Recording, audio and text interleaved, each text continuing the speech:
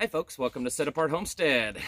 So, I get questions all the time on books. What kind of books should we be getting for homesteading, for prepping, for, whatever? Um, that is nearly an impossible question to answer. Now, sure, I can give you some of the books that I like. May not be the ones that you like, though. And there are so many books out there. To list them all would be nearly impossible. So what I did is I brought out some of my books. These are just some examples. This is more of not necessarily get this book, but here's some ideas of some books. The huge majority of these books I have purchased at thrift stores. In fact, sitting here, I'm trying to think, just looking over the ones that I pulled out. I think there's maybe two that I bought brand new at a bookstore. Maybe one or two. The rest I got at thrift stores.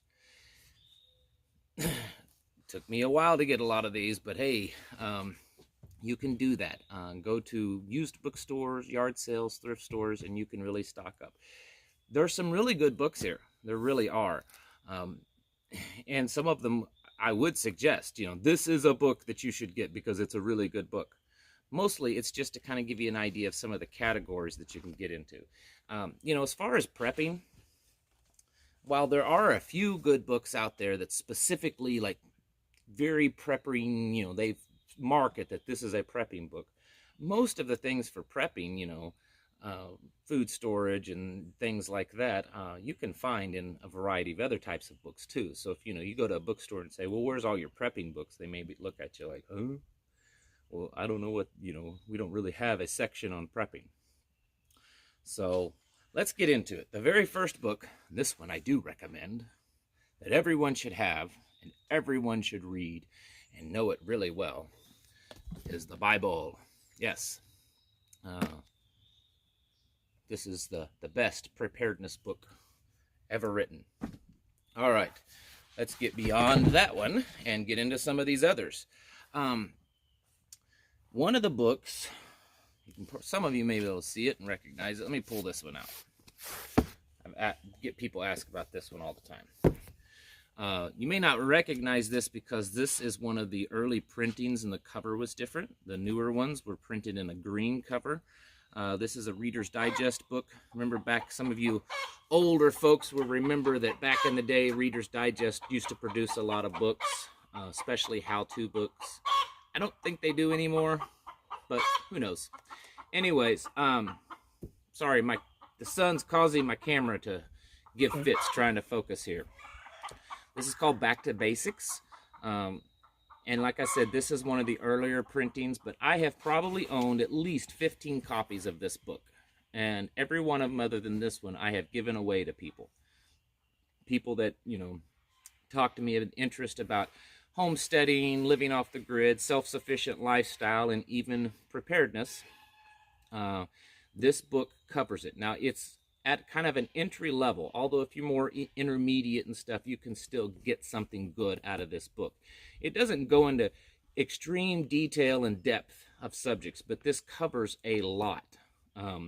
And because there were so many of these produced for such a long period of time, you can find these used all the time. And if you go on Amazon, how you can look up a book on Amazon and buy it used. You can usually pick these up for $3 to $5 a piece used. But this is a good starter book. It really is. And I know a lot of people, this is kind of how they got started. This was kind of the book. This was kind of one of the godfather books to the homesteading, self-sufficient, back to the earth, back to the land movement books. So this older one, it has pretty much the same information as the newer versions of it. It's just one of the earlier printings. But that is one, especially for you newbies out there, to look for, and it's cheap. It doesn't cost much to get this book. Plants, gardens, herbs, foraging, plant identification, all very important things for homesteading and preparedness. So get you good, plant identification books, edible plant books, medicinal plant books, and then how to actually use those plants from a medicinal standpoint, to cooking with them, to growing them. All of those types of books are very important. So get you a good library going in anything regarding plants, gardening it, cooking with it, using it medicinally, foraging it for wild, identifying what plants are around you so that there's harmful and good ones. That's very, very important. This is kind of just a mix match pile here. This is a book that I picked up. It's an old book. This is one of my thrift store finds, and it's about canning and preserving of foods. Very good for homesteading and preparedness of how to preserve your food, how to stock up and create, basically build your own like root cellar pantry and fill them. Really good information here, a lot of details. Book's probably been out of print for as long as I've been alive, who knows. But stuff like this you can find. This is more of a preparedness book, a community building book. There's all kinds of animal books that you can get on taking care of animals, different animals. Those types of books are very important for homesteading. You know, even if you do know a lot about taking care of farm animals, you still need to, you know, kind of have that reference, because, sorry, I think the sun is hiding my face, it looks like on the camera. It's hard for me to tell. It's starting to get pretty hot and bright.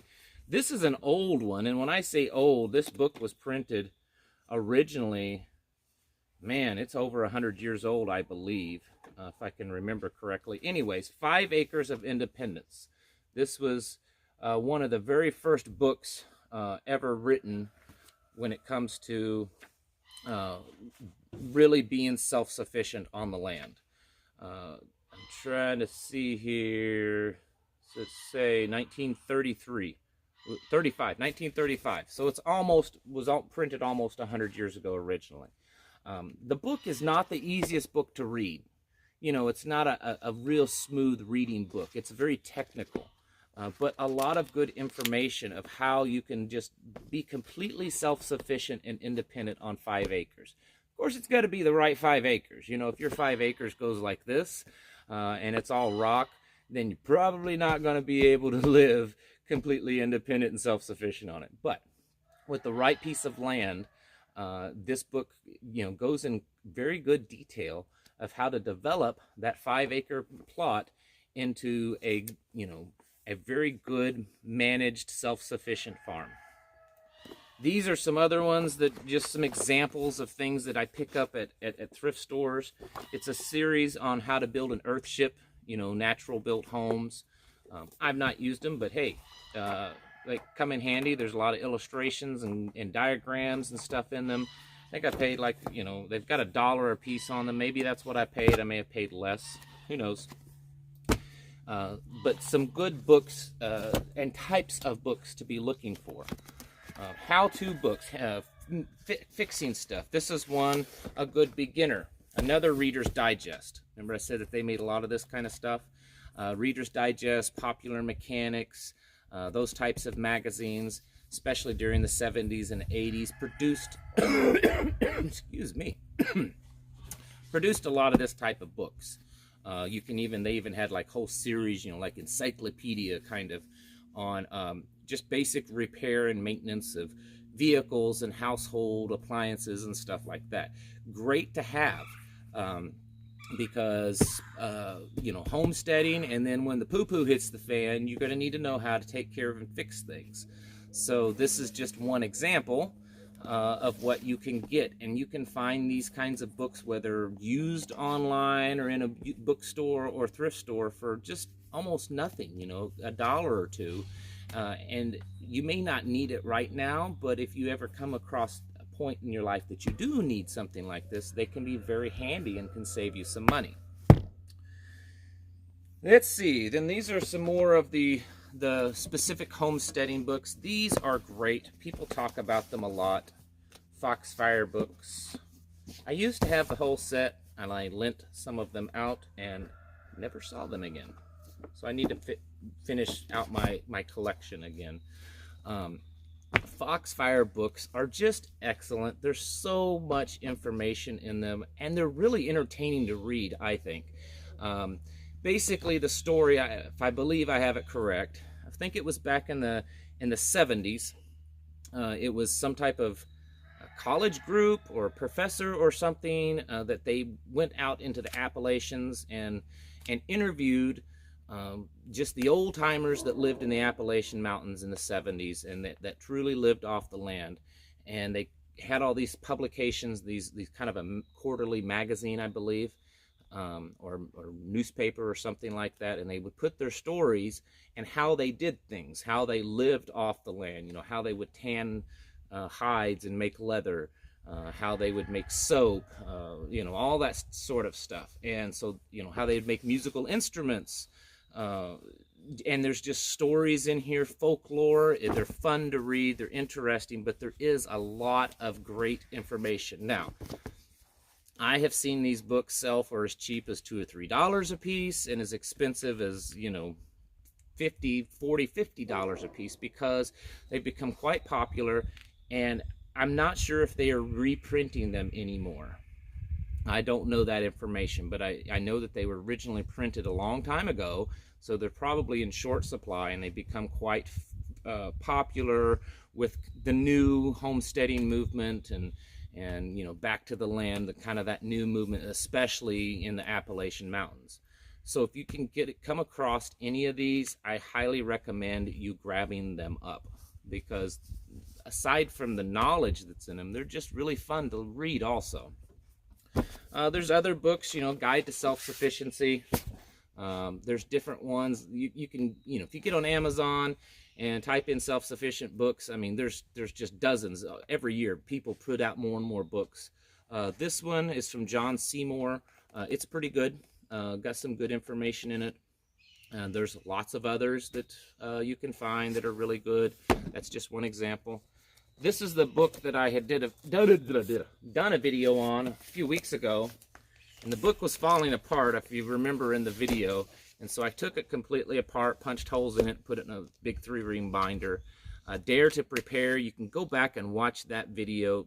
This book is like the prepper Bible, I'm telling you. There is so much information in this. Since I did that video, there's been several of you purchased this and they've given me amazingly positive feedback of how much stuff is in here. And it's very overwhelming how much information is in this book. Really, really good information. So get this book if you're able to. But this is a really good book. I just can't say enough great about it. I think they're around $25 to $30, maybe a little bit more, because there's different editions, and you know, the newer ones probably cost more. But man, you got to get this book. I'm not trying to sell it because I don't get anything out of it or anything like that. But I'm telling you, from a prepper standpoint, this Dare to Prepare book is amazing. All right, so that leaves me down to magazines. Magazines are really great to have. There are some magazines that produce some great articles. And so a few, there's more than a few here, but I brought out some different ones to show you. I should have had these a little bit more organized. I think my favorite magazine that's been produced that kind of for this lifestyle is Backwoods Home magazine. I really enjoyed, and I say enjoyed as in past tense, Backwoods Home. They're not in print anymore. I believe they still have an online edition, but I'm not completely sure. This is one of the few. I don't really like subscribing to magazines because they're kind of expensive. But this is one of the few that I did subscribe to. If you come across any that people are trying to sell, they do have those anthologies where you can buy like a whole year, 2 years, or whatever that's printed into one book. I would, suggest these. Just about anything, any type of subject that I would cover, or any other preppers and homesteaders, they tend to cover in this. Second Amendment, living off the land, what to do in bad times and all that kind of stuff. It's all right here. These were, I think, probably the best of the magazines that were ever produced. Maybe my second best would be Countryside, although I don't think the new magazines are quite as good. Years ago, they were really good and had some really great articles. I've gotten a few recently and weren't too impressed with them, but they're still okay. This is one I picked up once. Capper's Farmer. It's okay. Probably one of the new ones, Grit. Decent, you know, more for like gardening, you know, small farm type hobby farm stuff. And then of course there is Hobby Farm. It's okay. Then the old standby that everyone knows about, Mother Earth News. They still produce some, you know, a good magazine with good articles, but certainly not as good as it used to be. I think I see more and more that it's, you know, their stuff is geared more to people that have the nice big fancy places and not the you know, the really off-grid, you know, do-it-yourself sufficient type places, which is what they started out to be. You know, you see these articles of, you know, driving around in $50,000 tractors or more and stuff like that, and how to convert your 5,000 square foot home to a solar off-grid, that sort of thing. So I think these are good. Now, a lot of times, and I have, I was going to bring them all out, but I wouldn't even have enough room on this table, several boxes of these types of magazines. Anytime it's on Craigslist or go to a yard sale, or maybe it's a book sale, or you know, on Facebook, the little for sale groups, anytime I see people that's selling these, they may have only a few copies. I remember one time I picked up probably 3 or 4 big boxes of them, where someone had a subscription for years. If it's reasonable enough, and usually it is, and I don't have to drive too far, I get them. Because this is a great resource library. You know, they're good to read, you know, gives you something to read, but it also, you can go through and pick out recipes and how to do stuff, and you never know. When the doo-doo hits the fan and you can't Google stuff anymore, you might just find what you're needing in one of these magazines. So I guess I hoard them. But I do stock up on them whenever I come across used ones, wherever it is. If I find these types of magazines for sale, and sometimes people just give them to you to get rid of them, I get them because there's a lot of good information. Now, I know that there's going to be many of you that say, yeah, but you forgot this book, and you forgot this book, or what about these? I get it. You know, it was really hard to make a decision, so I try to not pick out specific books, but just some ideas to kind of get some of you going, especially those of you that's just getting started, to kind of, you know, help you go along and look for stuff, and just learn to be kind of on the lookout for this stuff whenever you're out shopping, you know, thrift stores, yard sales, flea markets, used bookstores, that kind of stuff. Kind of be on the lookout. And, you know, a lot of times, especially in like bookstores, there isn't specifically a category. Some of them haven't, but a lot of them don't. And these books may kind of be scattered around in different shelves. So you kind of have to have a good eye on for you to pick up this kind of stuff. But it's really easy, and it's actually pretty cheap to start building you a good library, and that is very necessary. I've talked about that before on this channel quite a bit. A good homestead, preparedness, and whatever else library is very important. All right, well, thank you all for watching, and I'm going to catch you all in the next video.